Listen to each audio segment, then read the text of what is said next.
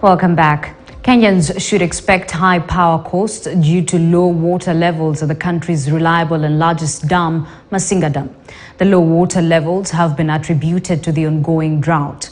Because of its large volume, the reservoir is crucial in regulating the flow of water for the other 4 hydroelectric power plants downstream, including Kiambere, Gitaru, Kamburu, and Seven Forks dams. Speaking to journalists after touring Masinga and Kamburu dams on Friday, Energy and Petroleum Cabinet Secretary Davis Churcher said should the drought persist longer, the government might turn to use of diesel to generate power, which is an expensive process.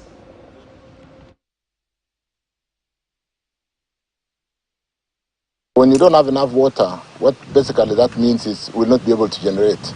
What we might be doing in a short while might be, if it gets worse, we'll be closing Masinga, which is a 40 megawatts generation. The only challenge is we might get power being slightly expensive because we are ramping the diesel generation more than we ordinarily should be doing. Diesel is normally used for peaking during the peak times between 6 o'clock in the evening and 10 when our homes light up and industries are running. We need maximum power.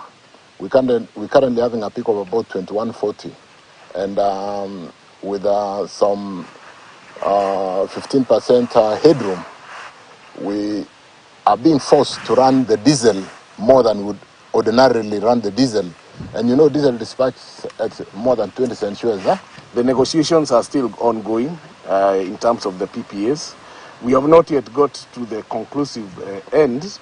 But what we anticipate is that, for example, wind and solar, the prices that were effected during the PPAs at around 12 US cents for solar, for wind and solar as well.